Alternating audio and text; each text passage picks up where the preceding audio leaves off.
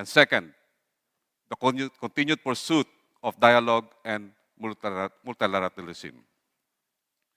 In upholding the rule of law, as a small nation relative to big and powerful neighbor, with a grand design on its territory, the Philippines has always believed that international law is the greatest equalizer among states.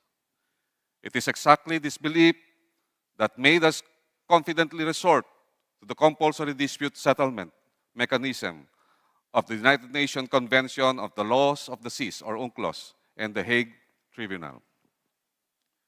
We view the 2016 arbitration award as not only setting the reason and right in the South China Sea, but also as an inspiration for how matters should be considered by states facing similar challenging circumstances.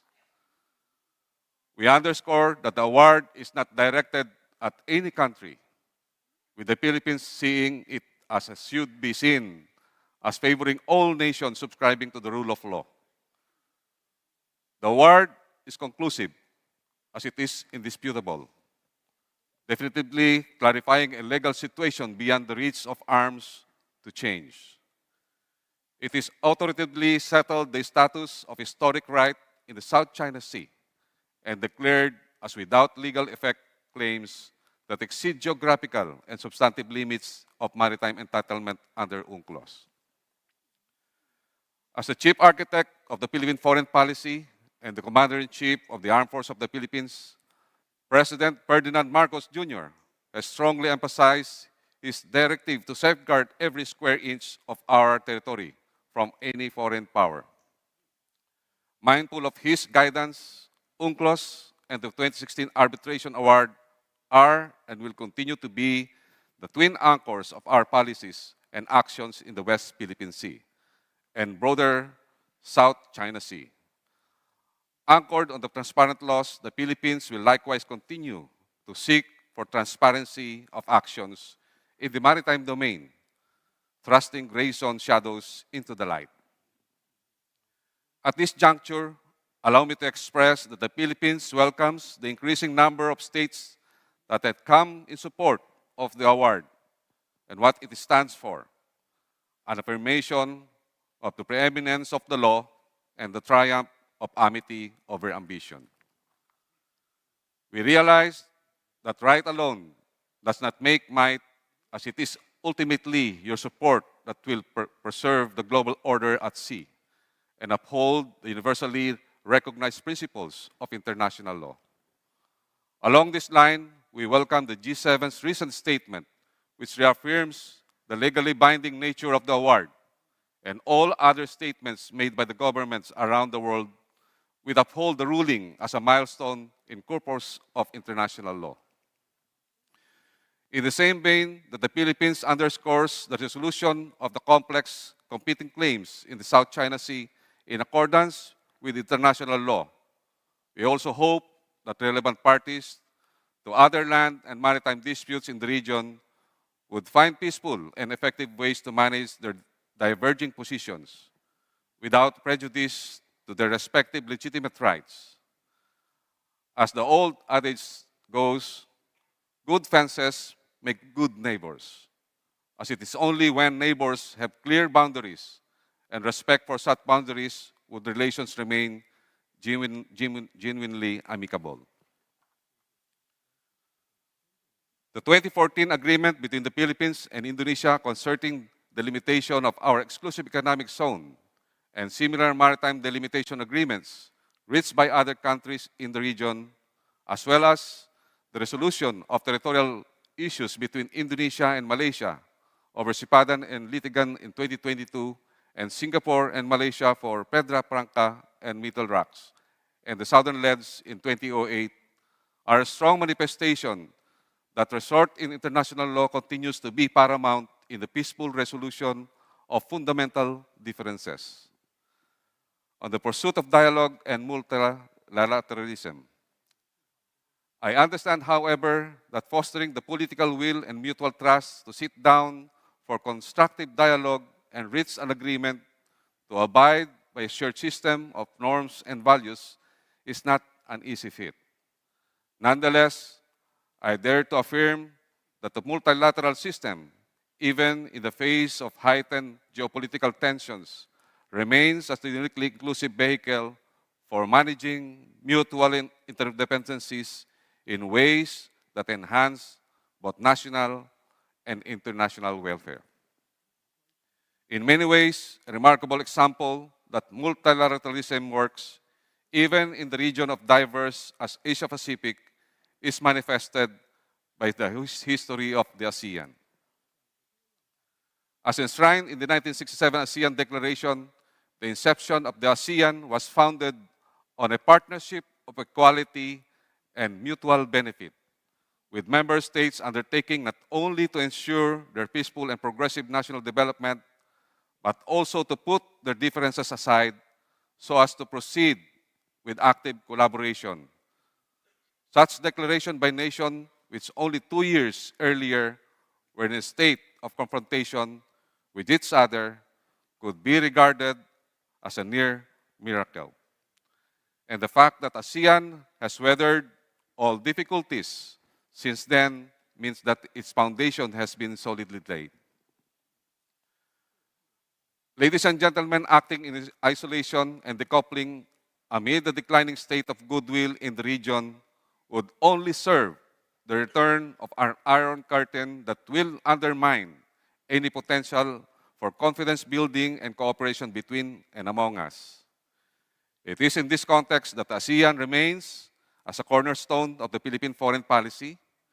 ASEAN's principle of openness, transparency, and inclusivity represents its continued equitable treatment of norms and principles, offering a neutral ground where all table their interests in the region. It is only in this light that the Philippines continues to seek a substantive ASEAN-China Code of Conduct in the South China Sea through a process that perseveres despite the pressures of destabilizing actions and incidents on intimidations. Wars are not inevitable, but a result of our grave failure to resolve our fundamental differences.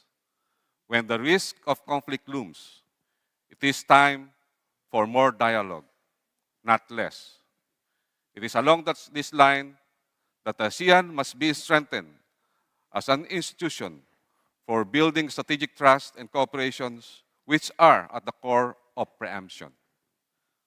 I am pleased to note that just recently, the Philippines hosted the second ASEAN Multilateral Naval Exercises, or AMNEX, an initiative which promotes interoperability in response to common maritime challenges that shape the regional security architecture. The exercise was also held back-to-back with the 17th ASEAN Navy Chiefs meeting, which adopted the Navy-to-Navy guidelines for maritime interactions with the aim to contribute to the implementation of international maritime law and convention.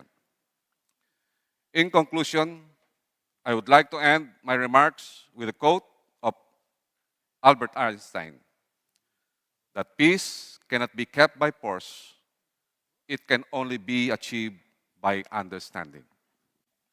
Ladies and gentlemen, the preservation of prolonged peace and stability in the Asia-Pacific rests on our accountability to the rule of law and the success of our cooperation amid diversity.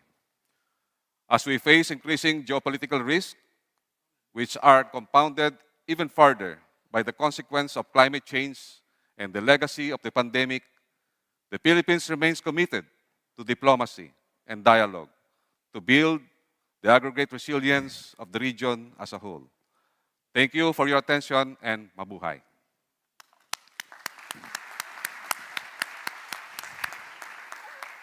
Carlito Galvez, thank you very much for, at the start, reminding us of the increased emphasis that the Philippines is now having to place on coastal defense, but also near the end of your remarks, reminding us for quite how long a time ASEAN has been discussing a code of conduct with China. And I'm sure we will examine both those points in detail in the conversation. Could I now invite the Secretary of State for Defense, Ben Wallace of the United Kingdom, to take the podium and address our second plenary. Good morning, and thank you to ISS for hosting, and it's a privilege to be here in Singapore, an island nation and trading powerhouse with which the UK has much in common, not to mention a shared history. And I'm delighted to share the panel with my colleagues from Canada and the Philippines, just two of the nations we're working closely with to keep strengthening the international order that benefits everyone. Lots has happened since the last UK Defence Secretary spoke here, and the world already looks different in so many ways. We fought off the pandemic. We did that by collaboration, not by isolation. The UK has had 3 prime ministers, and we've lost our great Queen.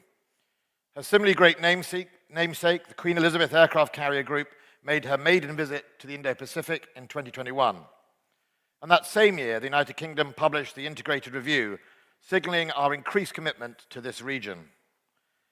That review has been updated this year, and we're pressing ahead with our tilt to the Indo-Pacific, not least becoming ASEAN's first new dialogue partner this century.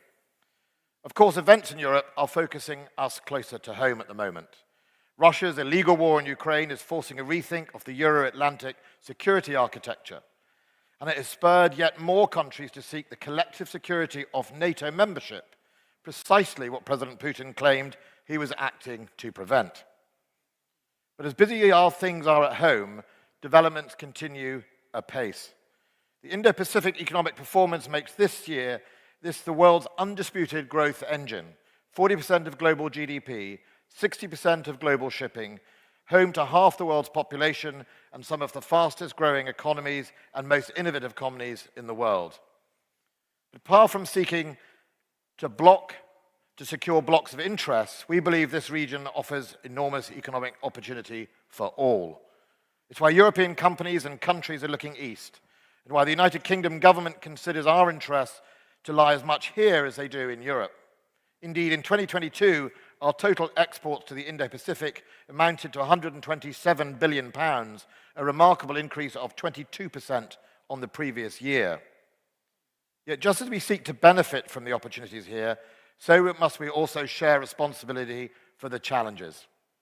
And in both regards, none are bigger than the epoch-defining rise of China, as it was described in our Integrated Review refresh.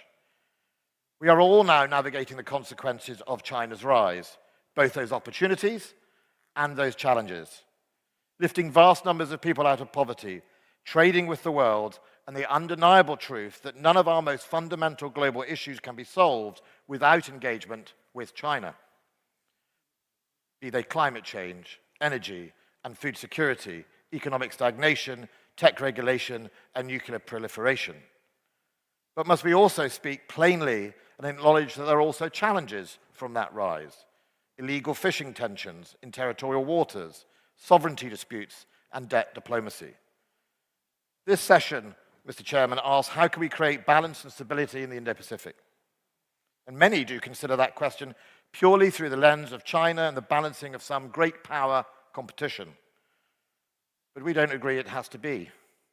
We can do this in 3 ways. And this might surprise you coming from a defense secretary, but those ways are not primary militarily. First and foremost, by upholding international rules and promoting common standards. Why rules?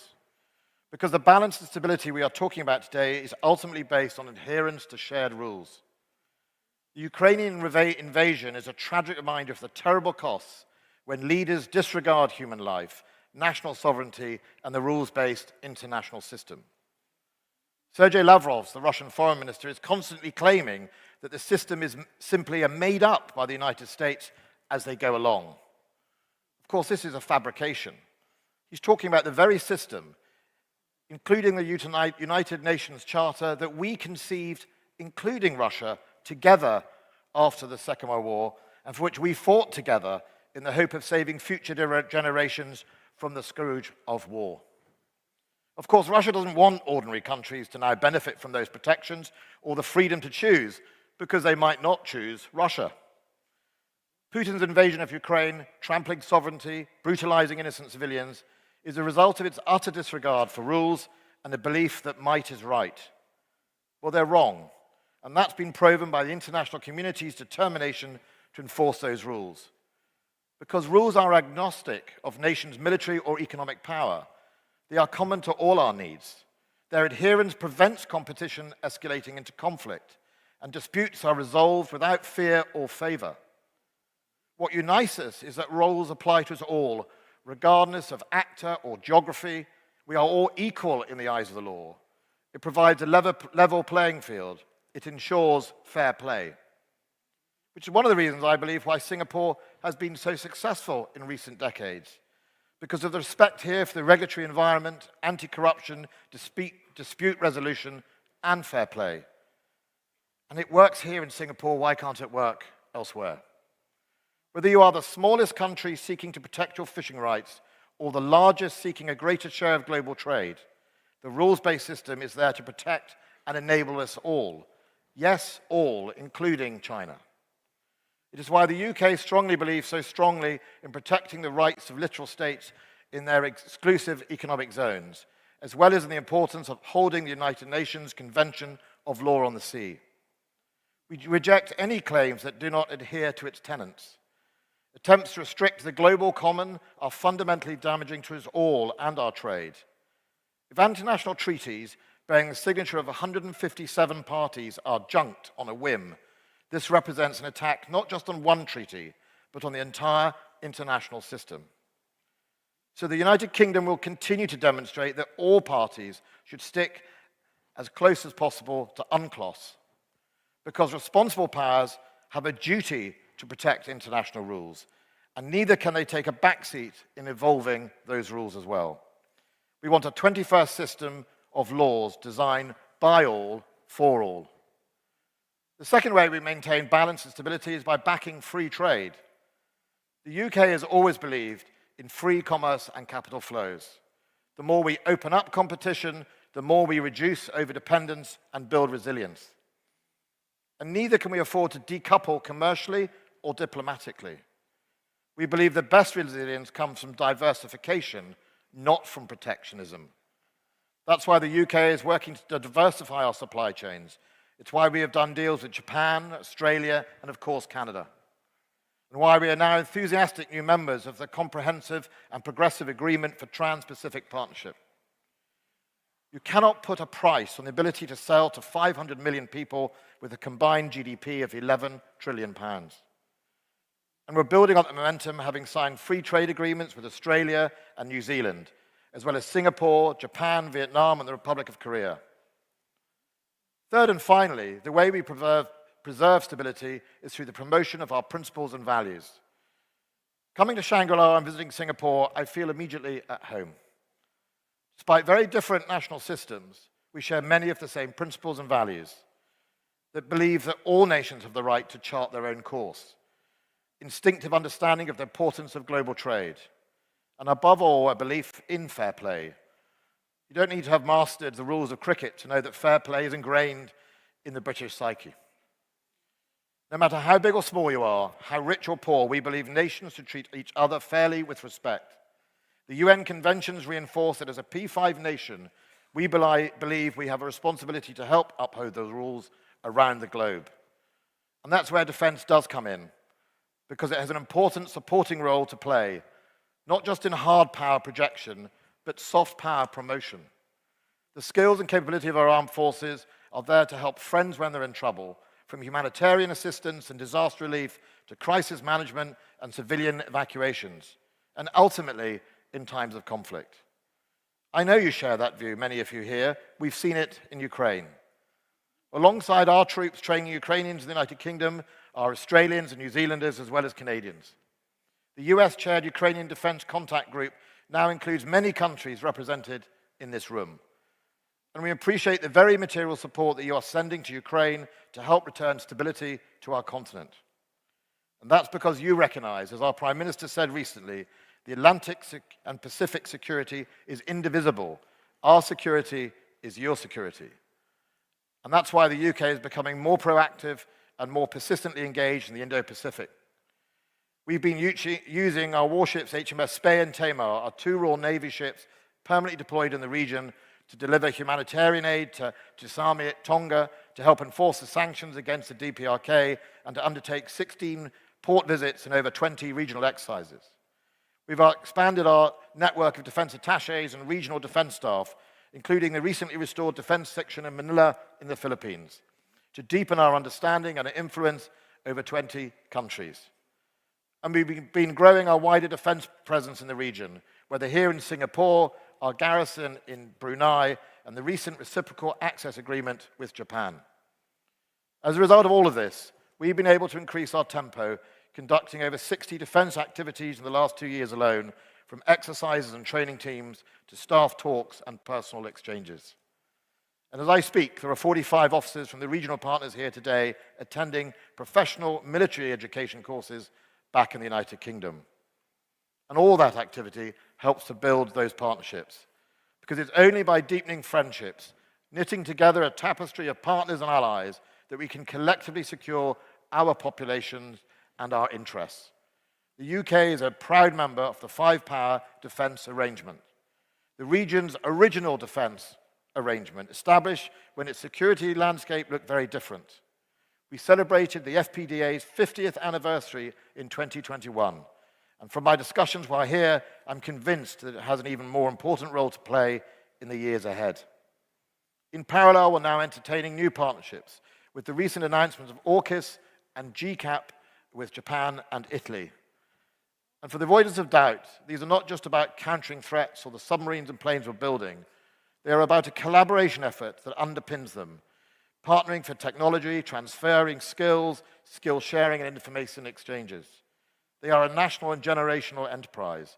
They will allow us to sustain our capabilities over a long term, and they'll strengthen our supply chain resilience to help us prosper through the 2020s and 2030s. That's why ASEAN is also so important, and why, in recognition of ASEAN centrality, I formally applied in March this year for the UK to join the ADMM+. It's this partnership principle that runs through everything we're doing in UK defence, as much as it does in our trade. And it's in our refreshed integrated review, and will shortly be reinforced by our Defence Command Paper, Refresh. And it's central to everything defence engagement, and every exchange programme and capability programme, and every exercise or operation. In 2025, our carrier strike group will be returning to the Indo-Pacific. It's a great symbol of our partnership approach, showing that in a more turbulent world, the United Kingdom will not retreat to its own shores, but continue sailing far over the horizon, using our unique convening power to bring like-minded partners together, whether they are in this world, wherever they are in this world, protecting our freedoms to navigate and operate today, and shaping our ability to travel and trade long into the future, so we can focus on what really matters, building the best future for all our people. Thank you.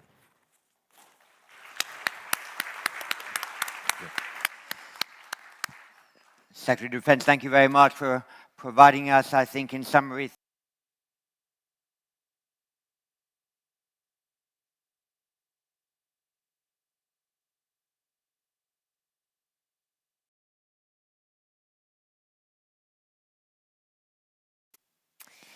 Well, thank you so much, John, and good morning, everybody. Bonjour tout le monde. Secretary Wallace, Senior Undersecretary Galvez, it is an absolute pleasure to be back here in Singapore for my second Shangri-La Dialogue as Minister of National Defence of Canada. And let me start by thanking you, John, as well as James Crabtree and the ISS team for putting on such a stellar event. You're really rocking it, so thank you so much. Now today, we are here to discuss building a stable and balanced Asia-Pacific. And I'd like to tell you what Canada brings to the table in advancing that goal. Canada is a Pacific country. Our Pacific coast is 25,000 kilometers long. 6 of our top 13 trading partners are found in this region. Et aussi un Canadien sur 5 tire des origines familiales dans la région, comme moi-même. Aujourd'hui, l'Indo-Pacifique est la région économique qui connaît la croissance la plus rapide au monde. As a Pacific country, Canada has a keen interest in building a region that is stable, that is balanced. What does this mean? It means an Indo-Pacific where international rules and norms prevail and all actors engage responsibly. An Indo-Pacific where disputes are resolved peacefully. And ultimately, an Indo-Pacific that is free, that is open, and that is inclusive.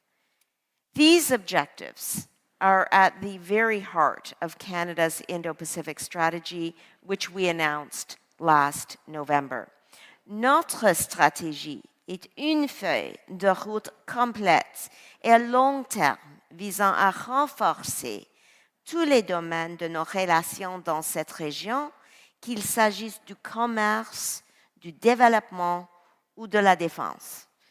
Our strategy seeks to open up new opportunities with North Pacific partners like South Korea and Japan. It recognizes and supports ASEAN centrality. And it is forthright about our relationship with China. China is an increasingly disruptive global power that increasingly disregards international rules and norms. Notre approche est claire et responsable. Nous défendrons toujours nos intérêts nationaux et l'ordre international fondé sur des règles. We have to maintain open channels of communication to avoid misunderstanding and have difficult conversations where necessary, because these are the moments where dialogue is needed most. Canada always seeks coexistence and collaboration. We will challenge China where we ought to. We will cooperate with China to find solutions on global issues. Our Indo-Pacific strategy is not just a policy document, because building a stable and secure region requires tangible contributions. Backed by an investment of over $720 million to promote peace, resilience, and security in the region, we are stepping up with concrete new commitments. First, under the Indo-Pacific strategy, Canada is boosting its annual naval deployments in the Indo-Pacific from 2 warships to 3. We will now annually deploy an additional warship from our Atlantic coast, growing Canada's regional presence, particularly in the Indian Ocean. Our bigger footprint this year begins, and the Atlantic-based frigate HMCS Montreal and the replenishment unit MV Asterix are in the region right now and actually visited Singapore just a few days ago. 2 more frigates will deploy from our Pacific coast in the summer, and our ships will continue to operate throughout the Indo-Pacific. As part of these deployments, our ships sail in the South and East China Seas and through the Taiwan Strait in full accordance with international law. This is a clear signal of Canada's commitment to working with allied and partner navies towards regional peace, stability, and prosperity. And we will always act in accordance with international law, including high seas navigation rights as outlined in the UN Convention on the Law of the Sea. Our Indo-Pacific strategy also boosts Canada's participation in multilateral exercises in the region, so that our armed forces can have a more frequent and fulsome presence here. The strategy also means that we will work together and train and learn from our partners in the region, such as Indonesia, Malaysia, the Philippines, Singapore, and Vietnam. And that includes initiatives to advance women, peace, and security initiatives by supporting the meaningful participation of women in uniform. This is an area where Canada has much to share, and importantly, much to learn from our partners in the region. And in this regard, I am thrilled to be joined in Singapore by Canada's Ambassador for Women, Peace and Security, Ms. Jackie O'Neill, who just visited Vietnam and Indonesia on her way to Singapore. Enfin, notre stratégie lance de nouvelles initiatives pour aider nos partenaires militaires à renforcer leur cybersécurité et leur cybercapacité afin qu'ils puissent détecter les cybermenaces et y répondre plus rapidement et plus efficacement. Since 2018, Canada's main Indo-Pacific military mission has been known as Operation Projection. To reflect our enhanced and growing presence, I am pleased to announce that starting this year, this operation will be replaced by Operation Horizon.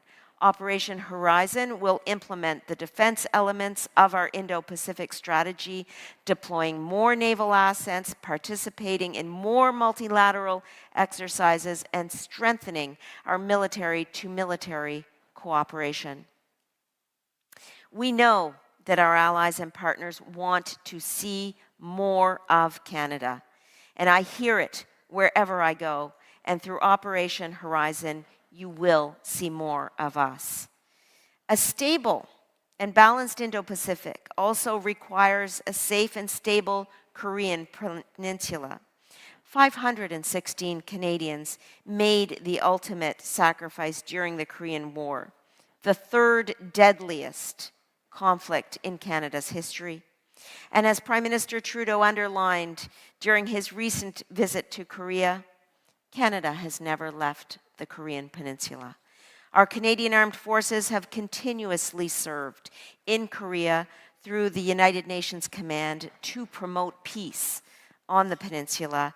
And today I am so pleased to announce that the next Deputy Commander of the United Nations Command in the Republic of Korea will be a Canadian general or flag officer.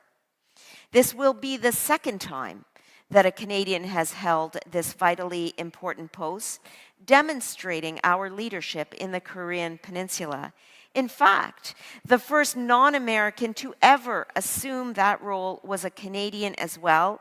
He is with me here today, and he is now our Chief of Defense Staff, General Wayne Eyre. Thank you, General Eyre, for your leadership. To further support stability on the peninsula, Canada recently announced the extension of Operation Neon, through which we regularly contribute ships, aircraft, and personnel to the multinational effort monitoring UN Security Council sanctions against North Korea. One of those aircraft, a Royal Canadian Air Force CP-140 Aurora, recently completed a 6-week deployment conducting surveillance to identify suspected violations of UNSC sanctions. And when we deploy our aircraft to monitor United Nations Security Council sanctions against North Korea, we expect all actors in the region to engage responsibly, behave safely, and conduct themselves professionally. Responsible engagement and safe behavior are a cornerstone of a stable and balanced Indo-Pacific, and Canada believes strongly in being transparent, open, and adhering to the international rules and norms that underpin our collective security. Finally, a stable and balanced Indo-Pacific depends on partnerships. L'année dernière, par exemple, le ministre de la Défense, le Dr. Ng Eng Hen et moi-même avons signé un accord de coopération en matière de défense entre Singapour et le Canada. And today I am thrilled to confirm that recently the Republic of Korea and Canada signed a 10-year Memorandum of Understanding on Defense Research and Development. This is just an example, my friends, of how we will continue to forge resilient relationships with our closest partners in the Indo-Pacific, and we will build new partnerships with important regional leaders, India, for example. Canada believes in ASEAN centrality as the foundation for cooperation and stability in the region, which is why we are working to deepen our security cooperation with its members. We appreciate ASEAN's support for Canadian observer status in the 2 ASEAN Defense Ministers Meeting Plus experts working groups.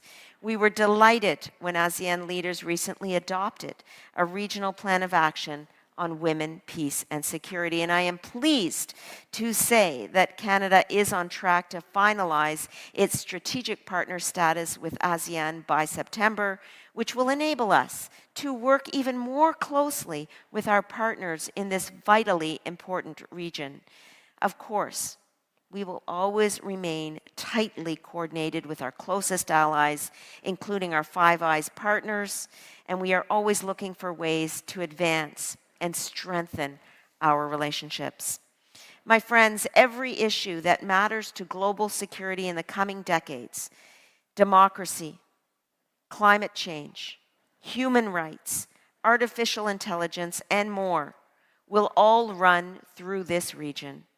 As a Pacific nation itself, Canada has much to offer the region, and the region has many opportunities in turn for Canada. Through our Indo-Pacific strategy, you will continue to see more and more of Canada. And through Operation Horizon, which I've announced today, you will see a larger Canadian defense presence right here in the Indo-Pacific. Alors que l'Indo-Pacifique devient de plus en plus central pour la sécurité mondiale, le Canada doit être et sera un partenaire fiable et engagé dans la région. Canada is here as your partner, and we are ready to work with you to build a free, open, and inclusive Indo-Pacific for all of our peoples. Thank you very much. Merci beaucoup.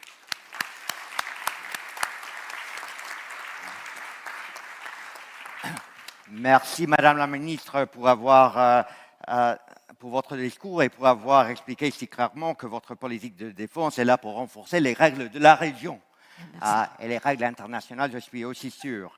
I picked up one particular thing in your address, which was an emphasis I hadn't heard before from a Canadian Defense Minister on the diversity of your relationships in the region, because you spoke about East Asia, you spoke about Southeast Asia, including your 2 new bilateral accords, and you also spoke about the Indian Ocean. So that is quite a vast geographical region to which you are projecting influence and defense diplomatic skills. We now turn to questions. I've got about 9 or 10 people on the list. What I intend to do this time is ask 5 or 6 of you to sequentially ask your questions, and then I'll come back to the panelists and invite them to answer in rough proportion to the number of questions that might have been directed principally to them. If I can get more than 5 or 6 in, I will, and then close the panel with their reflections. But could I please ask from France, Valérie Niquet? Thank you. It's a question to Secretary Carlito Galvez. You mentioned free and open Indo-Pacific and the rule of law, and this is something that Japan shares too. And how do you see the role of Japan in the region, considering the many constraints that Tokyo still faces in military action, including the exports of arms to its partners or close allies? Thank you. Thank you very much. And from Germany, but also the IISS, Ben Schrier. Thank you, John. Also 2 short questions for Secretary Galvez, if I may. Secretary, you mentioned that your president has instructed you to, quote, safeguard every inch of Philippine territory. So 2 questions there. First, does that mean that the Philippines is moving from a hedging strategy between the US and China towards a more close alignment with the United States as part of a balancing strategy against China? And secondly, how can the Philippine Armed Forces accelerate the necessary development of more air and maritime capability, including unlocking more funding? Thank you. Thank you very much. And from Japan, but also from the IISS, Yuka Koshino. Thank you, John. I have a question to Defense Secretary Wallace. since you touched on Japan. So NATO-Japan engagement has been gaining momentum since Prime Minister Kishida's attendance at the Madrid summit last year. And we've also seen reportings that NATO plans to open an office in its first Asia office in Japan. The Hiroshima Accord signed during Sunak's visit to Japan last month also stated that the two countries will cooperate to deepen NATO-Japan cooperation. So from your perspective, where are the key areas that Japan can make a substantial contribution to supporting NATO's mission in Indo-Pacific and beyond? Thank you. Thank you very much. And from China, Yongshang Teng. 感谢有发言的机会。我想 Thank you very much for this opportunity, allowing me to raise my question. I just want to make a short comment regarding Madam Anita Anand's speech. So after the Cold War, in Asia-Pacific region, basically stability has been maintained. It is a result of combined efforts of all the countries in the region. So that's why we're here discussing the stability and the balance in this region. Just now, Madam Anita Anand said that China is a destructive force in the region. As a matter of fact, what we're doing is, to the contrary to this, we have been making great efforts to maintain peace and stability in the region. Most countries in the region have already become, or to put it in another way, China has become the biggest trading partner to most countries in the region. And in terms of security, we have also made great progress, be it from a bilateral relationship point of view or multilateral relationship point of view. So, Madam Minister, you said that China is a destructive force. Actually, what you said is destructive by itself. China's force has never been extending to anywhere near Canada for any operation. We are not monitoring or supervising any national leaders' speech or dialogue. In order to maintain the stability and the balance in the region, it is true that we need to explore more effective measures instead of base your speech on assumed orders to criticize others. Thank you very much. Translation there for Minister Anand. I heard the word in English destructive. I think it might have been disruptive, the word that might have been used by the minister. So that might help to sort of lower the level of anxieties in the room and allow for the dialogue to continue on that basis. Could I invite from Singapore, Ravi Veloor? Yeah. Thank you, John. This is to Secretary Galvez from the Philippines. So earlier this morning, we heard Secretary Austin say that he's going to sit down with you and the defense ministers of Japan and Australia. Now, where do you see these discussions leading to? And given that you're meeting 3 of the Quad defense ministers, and you bought cruise missiles from the 4th that is missing in this room today, what is your attitude to Quad? And would you be open to a closer working relationship with Quad? Thank you. Thank you very much. And from the United States, Eldridge Colby. Thank you, John. This is a question for Minister Anand. I was impressed by the ambition and scope of your agenda and aims in the Indo-Pacific. Given Canada's commitment and strong rhetoric about the Ukraine conflict and European security as well, do you commit to spending your NATO obligation of 2% per year? Thank you very much. No Minister of National Defense ever is allowed to escape that question. Bill Emmett from the United Kingdom and Chair of the Board of Trustees of the ISS. Thank you, John. It was striking. This excellent panel in their presentations talked about such a wide range, not just of geography, but also of topics under the heading of stability and balance in the Asia-Pacific. So therefore, I feel I'm not at risk of lowering the tone by mentioning economics, and in particular, economic security. Last week in Japan, Deputy Prime Minister Lawrence Wong gave a very striking lecture warning of the risks that the de-risking strategies of economic security may be going too far and potentially leading to a fragmented economic system as well as political system in the region. I wonder if the panel could comment on where do they feel that their country's economic security policies are, as it were, running up against or having contradictions with their diplomacy and their broader economic and foreign affairs positions. And could I now proceed to your neighbor, Bastian Giegerich from Germany, but also the IISS. John, thank you very much. I'll take it back to defense, I'm afraid. My question is for Secretary Wallace. So Secretary, you said that UK interests lie as much here in this region as they do in Europe, and I wonder whether you could say a bit how that insight translates into choices in the Defense Command Paper that we will see soon. Thank you very much.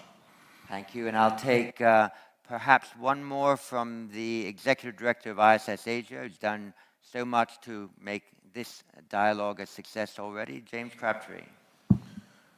Thank you very much, John. This is a question for Minister Anand. Could you tell us a little bit more about Canada's minilateral engagement strategy in this region? So you outlined some details of the Indo-Pacific strategy of July last year, but Canada is not presently part of some of the new family of minilateral organizations. Recently you made some comments about a potential ambition to join the non-nuclear components of the AUKUS agreement in the technological domain, or at least to participate in that. Given you're sitting next to Secretary Wallace, perhaps you could come up with a small agreement to participate, or tell us if you'd like to.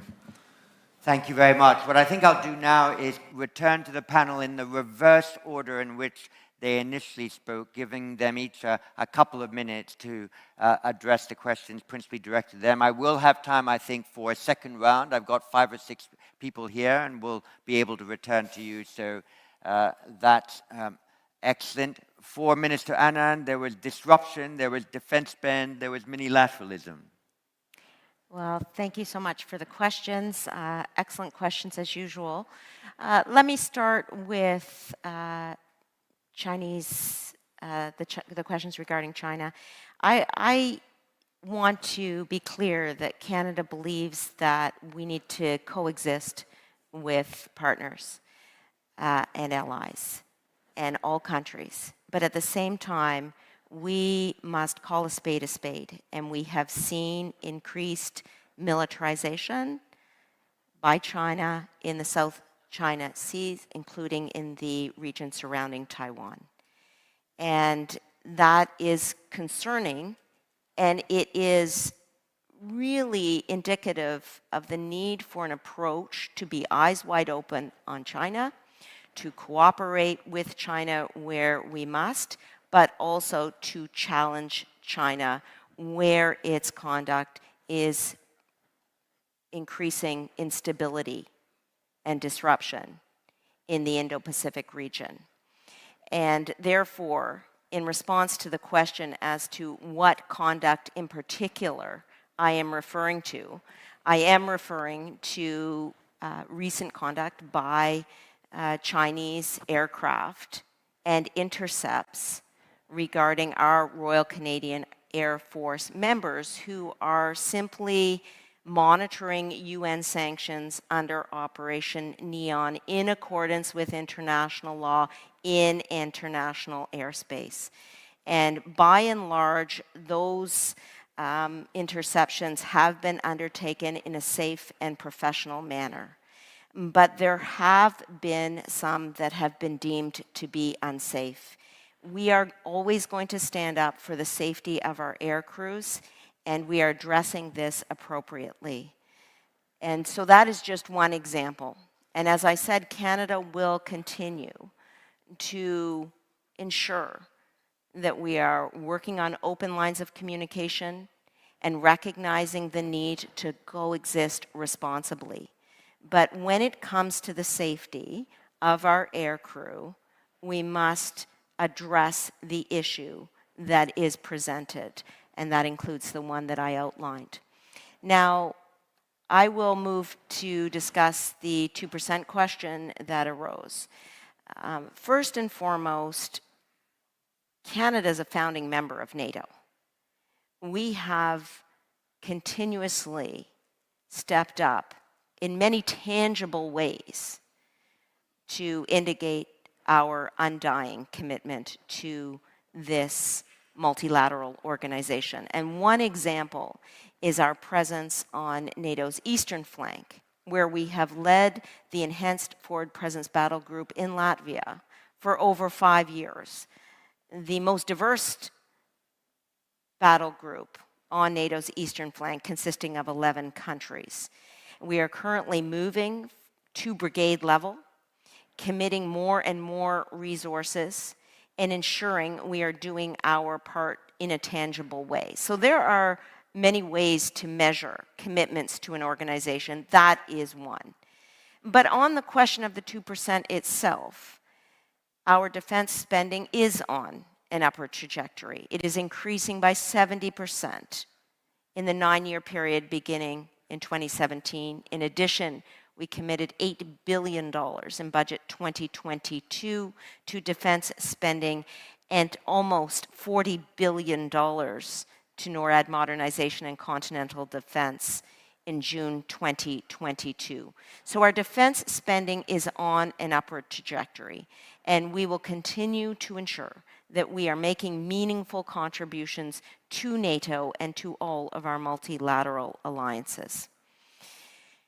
And then finally, the question that came to me related to, what was it, John? Well, there's a question about AUKUS. Yeah, I think it was on AUKUS. So, as I have continually said, our relationships with our Five Eyes allies are strong. And indeed, I'm sitting beside my good friend Ben Wallace, which is indicative of our continued and ongoing conversations and discussions and collaboration on all matters relating to peace and security. In terms of AUKUS itself, Canada has deep strengths in the areas of quantum, AI, and technological capabilities writ large. And we will continue to collaborate with all of our allies on bilateral and multilateral bases so that we can continue to contribute in meaningful ways as we have been doing.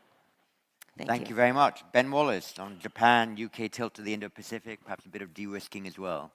Yeah, well, look, we could be mistaken if we thought it was just about the Pacific and China and no mention of Russia here. I mean, Russia has a Pacific interest. It has, and if you're in Japan, obviously you're very aware of Russia's behavior, sometimes towards Japan, but certainly in that part of the Pacific. And so, of course, NATO having an office here is in its interest of NATO, and also the importance of sharing lessons both from Ukraine, but also across the sort of NATO disposition in Europe into this part of the world. Japan, an open, liberal democracy with our shared values, trading, important trading partner with us, important technological partner with Europe and the United Kingdom, and therefore having a NATO office there is important for a number of issues. You know, let's not forget Russia has been quite aggressive in this region and will continue to be so.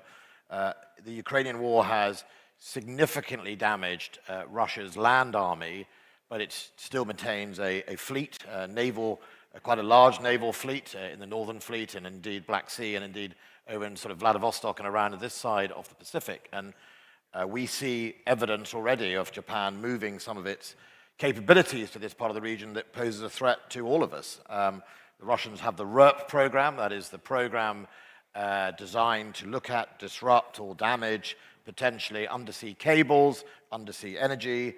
All of those capabilities are coming into the Pacific. And we should realize what that means for our vulnerabilities. And we are all vulnerable to global cable threats, whether that is from espionage or indeed just disruption or energy. Energy sort of warfare is growing, sadly. You know, we neighbor with Norway. Norway now supplies 40% of Europe's gas. Right? It's not just Norway's obligation to protect that. It is all European countries have a duty to protect that vulnerability, and that won't be any different here in the Pacific for some of our dependency on cables. So Singapore, for example, its finance sector, protecting its critical national infrastructure, really important. One of the world leaders in disrupting that critical infrastructure, who not only has the capability, but has the intent and does attack critical national infrastructure, as we're seeing in Ukraine, against all international law, against the Geneva Conventions, is Russia. So I think it's important NATO is in Japan to do a number of things. One is to share the knowledge of the threat. And remember, the High North is a future, a place where both Russia and China has an interest of different trade routes. And therefore, you know, for all of us, again, in Europe, that is a direct connection to this part of the world.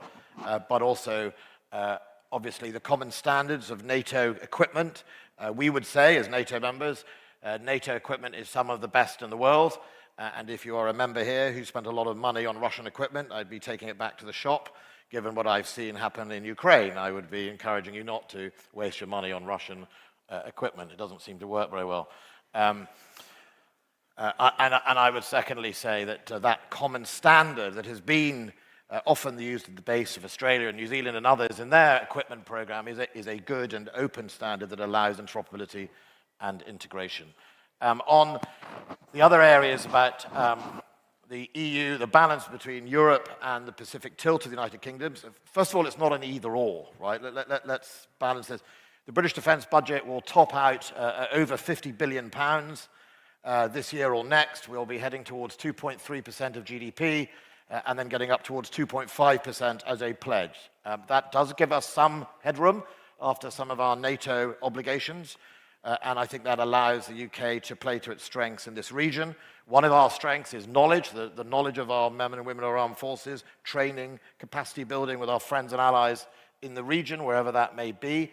We obviously have a garrison in Brunei, for example, and that is an important capability in effectively improving deterrence and indeed capacity of our friends and allies in the region, but also deployments of our naval assets and being able to convene our partners and friends from Europe who also have interests here. When we came with our carrier group last year, I was delighted all the way through that deployment. We were accompanied by a Dutch frigate, the Netherlands, and in Europe, you know, countries like Portugal and the Netherlands, in our DNA is freedom of navigation in our trade, it's in our history, it's in our, essentially our economic model, and so it's inevitable that when we come to the Pacific, together we will come with our friends throughout the next few years. And that's an important thing, not only for the United Kingdom, the flag of the United Kingdom, but the flag of Europe, the flag of partners from that side of the world. So I don't think it's an either-or, and as long as we can fulfill our commitments to NATO, which is important, then we also have to, I think, contribute as a P5 nation to underpinning our obligation as a P5 to uphold those rules and law. And finally, on economic resilience, the question there, absolutely right.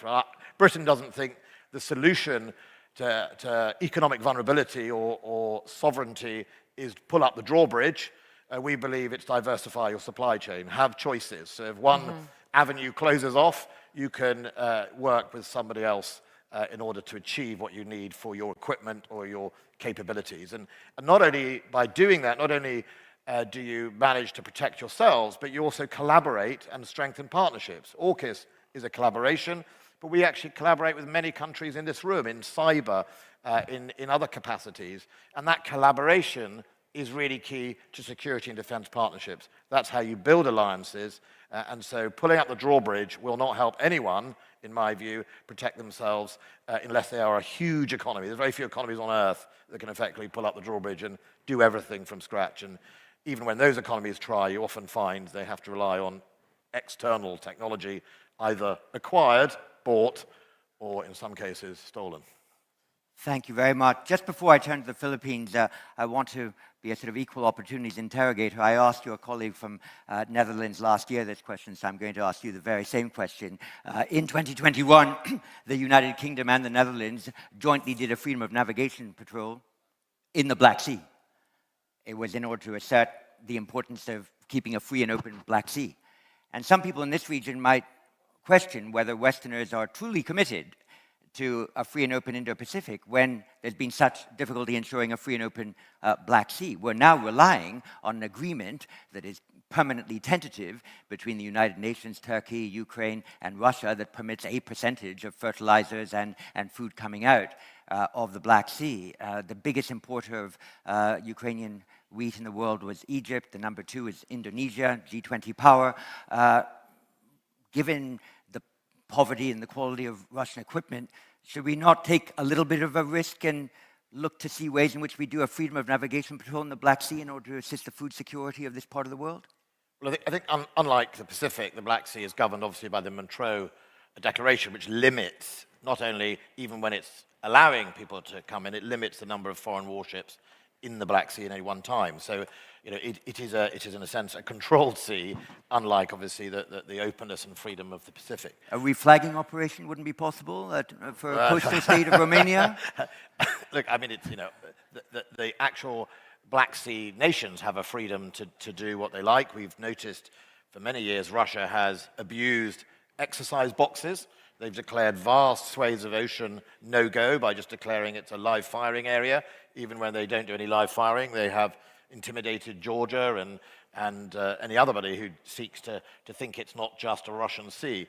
Look, there's a plus side at the moment in the Montreux Declaration being upheld by Turkey. Russia can't resupply its fleet.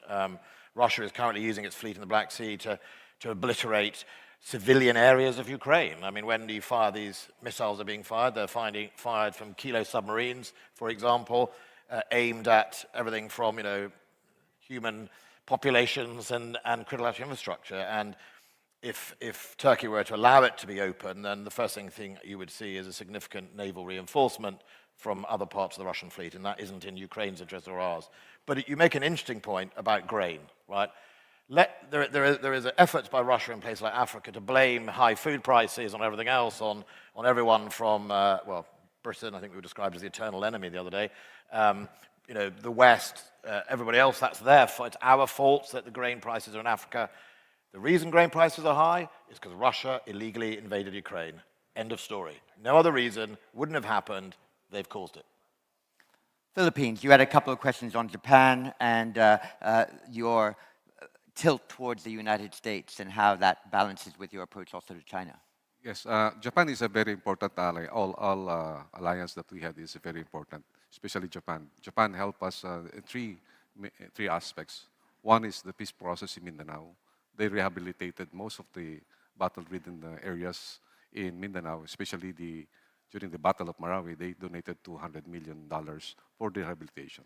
Second is also for the modernization of our Coast Guard. They provided multi-role vessels, and also for the armed forces, they donated 5 billion spare parts of our helicopters. Japan is very important also in our Build program because they provided a lot of funds. During our visit in Japan this year, the Prime Minister, the Japan government, assured the Philippines of its support to achieve the high medium level income country, and provided much support of 600 billion yen, and also the construction of the first subway in Metro Manila. So Japan, we are looking forward for having some sort of reciprocal access agreement, and also we are jointly having some meetings with the security and the defense department on how we could have include the Australia and US in our talk. And we are in the Philippines has only two visiting forces agreement with Australia and also with the US. So Australia provided us a very intensive training for counterterrorism. So they provided people-to-people skill training to our soldiers. And also Australia provided meaningful strategic education. I came from Australian education. I learned the Australian why. So with that, and I think that's what we are looking that the support of the different countries, like-minded countries, in achieving prosperous Indo-Pacific. We are the Philippines also with that. Thank you very much. So what I think I'm going to do is I'm going to take 3 questions to ensure 3 different regions of the Indo-Pacific are included, and then give each of our panelists 1 minute to send their final messages to this gathering. So first from Indonesia, Fitriani, please. Thank you. My question is, I would like to know, aside from the Minister Anand that mentioned the achievement on women, peace and security, I would like to know the commitment of the countries in terms of supporting the advancement of women, peace and security agenda, not only in quantity, but in quality, including increasing access in terms of leadership and command position for women in the armed forces, peacekeeping, as well as leadership in new technology, such as cyber and artificial intelligence. Thank you. Thank you very much. And from the Republic of Korea, Bo Ram-kom. Thank you. I have another unilateral question for our Canadian Defense Minister. In March, Canada offered to lead a new Quad, including Korea, Japan, and the US. I'm wondering if that has gained any traction and what would the agenda be? Thank you. Thanks very much. I think I can actually squeeze in 2 more. So Gregory Poling from the United States. Thank you very much. My question is for Secretary Galvez. We've heard quite a bit about collaboration with the United States, Japan, and Australia to enhance deterrence and interoperability, but I wonder if you could speak to what kind of role the Philippines would like to see the US, Japan, and Australia play in peacetime to help push back on the gray zone coercion that your forces face day in and day out. So that's on the gray zone and how you can cooperate in peace. I'll take 1 more and then come to the panel in the order that they originally spoke in. So Philippines, UK, Canada. Robert Ward. Thank you, John. A question for Secretary Wallace. The Hiroshima Accord is a welcome statement of intent for continued deepening of UK-Japan relations. The Accord notes the UK's role in upholding the strategic values of the CPTPP after its accession to the bloc. Given the important geopolitical element to the CPTPP, what do you think the priorities for the UK should be in upholding these values? Thank you very much. So first the Philippines, US, Australia was an important point, then the UK, and we'll close with Anita Anand from Canada. You, sir. Yeah, during our meeting with Secretary Blinken and also Secretary Austin, we really see the security alliance that we have to expand it to a more expanded alliance, which include economic. That's why during our meeting we push for some economic packages so that we can be free from certain economic coercion in the future. And Japan and US are very helpful in this. So that's why President Biden has promised that he will send his economic team to the Philippines. And we have seen already the presence of USAID providing some assistance, especially during disasters. And I really agree that our future fostering is really to have a close relation with Australia, Japan, Canada, the UK, and the other countries, so that we can really look forward on accelerating the modernization of our armed forces, and also to push for the rule of law based in the Indo-Pacific region. Thank you very much. Just before I move to Ben Wallace, you mentioned the visiting forces agreements that you have with the United States and Australia. There's been a lot of talk of a potential visiting forces agreement between Philippines and Japan that would work within the constitutions of each country. Can you announce any progress on that kind of discussion? We are on the process of discussions. And actually in the Balikatan exercises, we really explore on possibly expanding the bilateral Balikatan exercises into a multilateral exercises. So in that exercise, we already included, for the first time, 101 Australian soldiers. And in the near future, we might be expanding it with the other allied nations. Thank you very much. Ben Wallace. Well, thank you. Obviously, I'm the Defence Secretary rather than the Trade Secretary, but I think CPTT is really important because the principles we have to uphold is, as I sort of said in my speech, that the acceptance of a common standard of the rule of law, of freedom, openness and transparency, as Defense Secretary Austin said. You know, it's important that we engage in our trade in a transparent way, but also that the United Kingdom, I think one of the most important things is be openness to competition, be openness to free trade. That's what it's about.